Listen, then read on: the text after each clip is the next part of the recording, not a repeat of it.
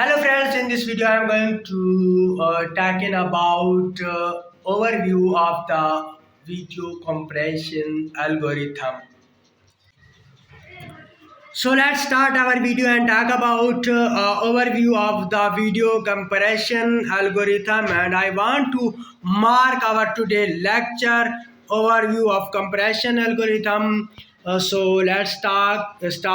Figure 24.2 illustrates figure 2 point here is a figure 24.3 and let's see yes illustrator the mpeg video compression scheme. The input to the mpeg compression model uh, is a sequence of video frame. Each frame is proceed separately, being treated as a single still image while operating on a single frame.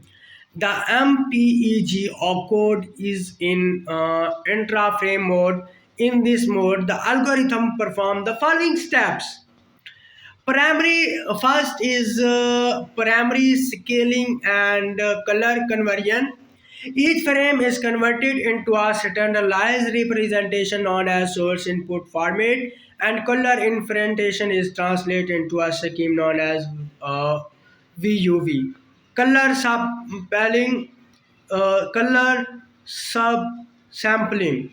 Brightness is the domain component of color seen by the human eye, while hue is less important. Accordingly, the algorithm is to able to reduce the hue information by about 75% with a title effect on subject fidelity.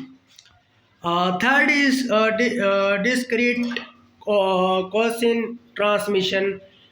This process map each 8 by 8 block of point pixel into a set of numbers similar to a Fourier transform of the block. In essence, the DCT provide a frequency domain represent of the image. So the transmission does not result in any compression but provides suitable input for the later stage.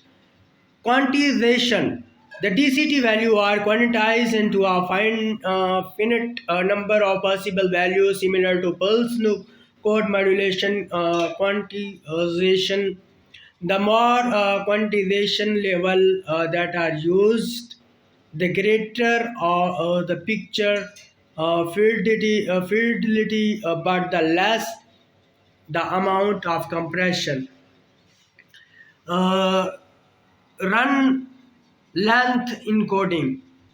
The quantized DCT value are represented using a run length encoding technique. Human coding. The data streaming for the preceding step is compressed using human code, a lossless compression technique that assigns the most common bit sequence from the preceding step to sample data that are as short as possible. Algorithm significant compression can be achieved by simple processing a video signal as a sequence of still image as just described. This approach fails to exploit the considerable redundancy presents in all video sequence. Typically, many of the pixels will change very tight, a little or not at all from one frame to the next, or the change simply involve the movement of pattern of pixel from one location on a frame to a nearby location on the next frame. The MPEG study indicate an identical compression on the under a factor of 3 by excluding these redundancies in an interframe mode. So that's all, and I'm going to end my this lecture. Goodbye and take care.